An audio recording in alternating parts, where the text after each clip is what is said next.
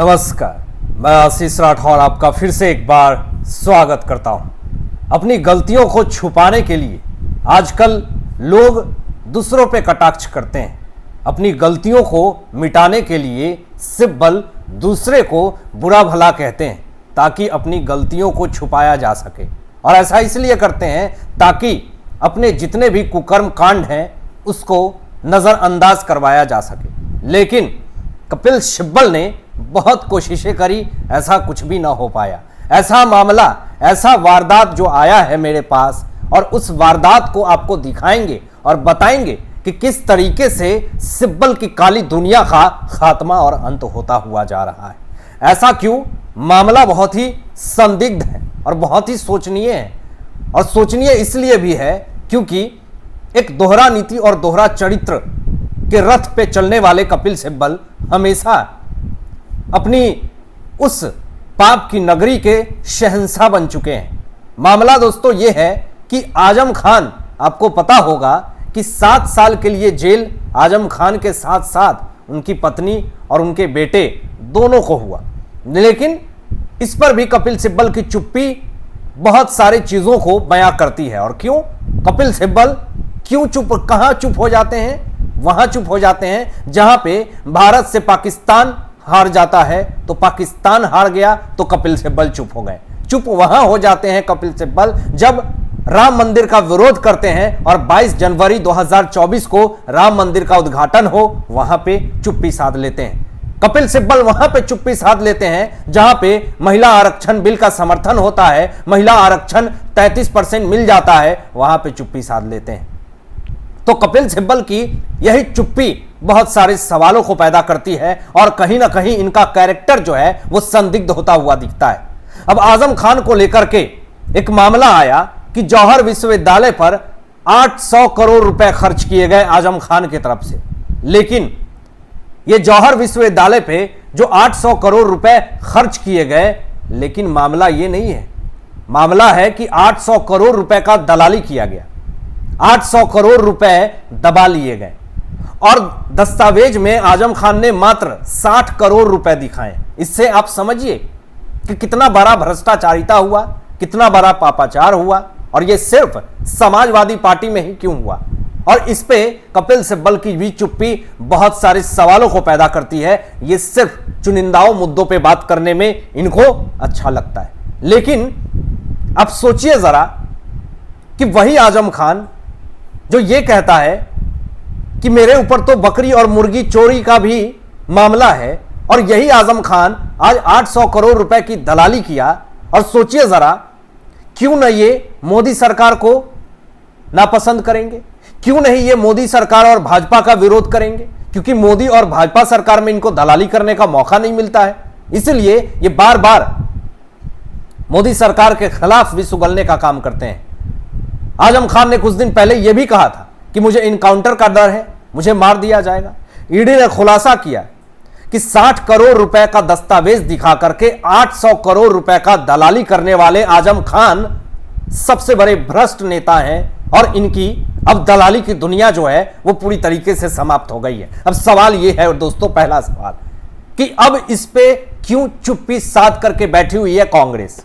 अब इस पे क्यों चुप्पी साध करके बैठी हुई है ममता बनर्जी? अब इस पे क्यों चुप्पी साध करके बैठे हुए हैं अखिलेश यादव? अब चुप्पी क्यों साधे हुए हैं कपिल सिब्बल? अब इन तमाम चीजों की वजह से आज कहीं ना कहीं बहुत सारे ऐसे सवाल खड़े होते हैं जिसका जवाब न कपिल सिब्बल के पास है, न इंडी अलायंस के पास है। ये तमाम दलाले लोग जो दलाली करके बैठे हुए हैं, जो देश को लूटने का काम कर रहे हैं, इन तमाम लोगों के पास अब कोई भी सवाल नहीं, न इन सवाल का जवाब है। लूटना है, खसोटना है और देश की जनता को गरीब बनाना है। लेकिन यह सब करने से क्या आपकी रोजी रोटी और आपके पाप की पेट जो है क्या भर जाएगी? पाप का पेट कभी नहीं भरता दोस्तों। पाप का पेट में आप कितना भी दलाली का पैसा डालेंगे, वो दलाली का पैसा ज्यादा दिन तक नहीं चल सकता है। वो या तो आपके परिवार पे आएगा बात, आपकी स्वास्थ्य पे आएगा बात, आप कभी भी शांति से सुख से नहीं रख सकते हैं। अब आजम खान ने ये जो 800 करोड़ रुपए का कितने गरीब लोगों के पेट पे लात मार के इसने पैसे को दबा लिए और ऐसे आजम खान को धक्के मार के जेल में डाला गया। और सिर्फ जैसा बाप का संस्कार वैसा बेटा का संस्कार। बेटा को भी विधायक बनाने के लिए इसने ना जाने कितनी एड़ी चोटी एक लगा दी।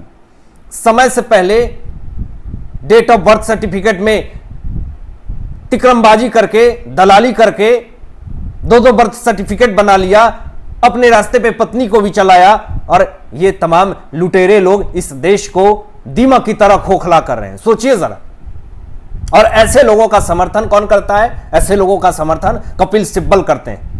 और इसीलिए दुख होता कि ऐसे ऐसे लोग अगर इस भारत देश में रहेंगे तो हमारे भारत देश का क्या सम्मान और प्रगति होगा।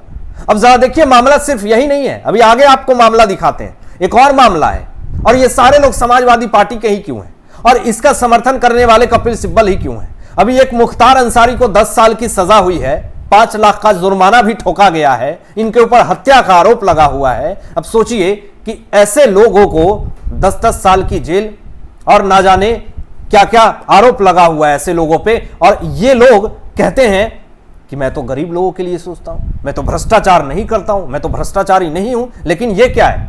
ये दलालों की दुनिया में बैठे हुए ये पापाचारी लोग पाप की उस अग्नि में झुलस करके खत्म हो जाएंगे। अब सोचिए, किस भारत देश में ना जाने कितने ऐसे गरीब मासूम लोग हैं जिनके पास पैसे ना होने के कारण उनका सही से इलाज नहीं हो पाता है। वो लोग दर बदर भटक करके अपनी जिंदगी और मौत की लड़ाई लड़ रहे हैं, वो खत्म हो जाते हैं। और ये दलाल लोग 800 करोड़ रुपए का फर्जीवाड़ा करके जौहर विश्वविद्यालय जैसे खर्च करते हैं। मुख्तार अंसारी जैसे लोग दलाली करके बैठे हुए ऐसे गरीब लोगों की हक को मार करके। सोचिए कि इन लोगों ने देश में क्या मैसेज दिया, देश में किस तरह का ये लोग माहौल बना करके बैठे हुए। अब जरा देखिए, यहां पे एक आरजेडी का नेता क्या कहता है कि मां दुर्गा काल्पनिक है, महिषासुर को मारना काल्पनिक है, यह सिर्फ कहानी है। आरजेडी नेता। और कपिल सिब्बल ने भी राम को काल्पनिक कहा था कि उनका कोई अस्तित्व नहीं है। जब राम मंदिर बनने लगा तो सीना फटने लगा और बोलने लगे कि राम मंदिर बन रही है तो राम के नाम पे बीजेपी वोट ले रही है, राम भगवान में शूरवीरता है, वीरता है, धैर्यता है और शक्तिशाली है। वो तुरंत राम के प्रेमी हो गए जब राम मंदिर बनने लगा। यही कपिल सिब्बल कहते थे कि अगर राम मंदिर बनेगा तो मैं आत्मदाह कर लूंगा, आत्मविनाश कर लूंगा, मैं खत्म हो जाऊंगा। राम मंदिर भी बन गया, अभी तक बचे हुए हैं। अब सवाल तो उठेगा ही कि वही इंसान कल को यह कहता था कि राम मंदिर बनेगा तो खुद को खत्म कर लूंगा, आज वही राम मंदिर बन रहा तो ये क्यों अभी तक बचा हुआ है? सवाल है दोस्तों। अब जरा देखिए, इनकी यही करतूतों और इनकी यही चाल चलन की वजह से, चाल चरित्र की वजह से आज कांग्रेस के नेता बीजेपी में शामिल हो रहे हैं। मामला यह आया कि सनातन धर्म को किस तरीके से बीमारियों का नाम दिया गया। तो सनातन घटना से आहत हुए कांग्रेस के एक नेता सुरेश मिश्रा हैं, वो बीजेपी में शामिल हो गए। अब यहां पे देखिए, एक और मामला आया। कर्नाटक के बीजेपी के बड़े नेता हैं, उन्होंने कहा कि आप मस्जिद और दरगाह में जाएंगे तो वहां पे मोर पंख आपको दिखेंगे। अब सवाल यह उठता है कि मोर पंख जो है, मोर जो है वो हमारा राष्ट्रीय पक्षी है, और मस्जिदों में, दरगाह में आप क्यों मोर का पंख रखेंगे? इसकी जांच होनी चाहिए। इस पे भी पूरी तरीके से एक कमेटी बैठनी चाहिए। ये अवैध है, इलीगल है। इसमें जो कुछ भी है, कोई भी लोग शामिल हैं तो उसको सख्त से सख्त सजा मिलना चाहिए। और ऐसे अत्याचारी और पापाचारी को इस भारत देश में रहने का कोई अधिकार नहीं है। लेकिन शर्म इस बात का है कि वही कपिल सिब्बल इन तमाम लोगों का समर्थन कैसे करते हैं। अब आप क्या सोचते हैं? इन तमाम मुद्दों पे अपनी विचार व्यक्त कीजिएगा, और ऐसे ही लेटेस्ट अपडेट पाने के लिए इस चैनल को सब्सक्राइब करके बेल आइकन प्रेस कर लीजिएगा और अपने दोस्तों में शेयर जरूर कीजिएगा। Thanks for watching my video. जय हिंद, सत्यमेव जयते।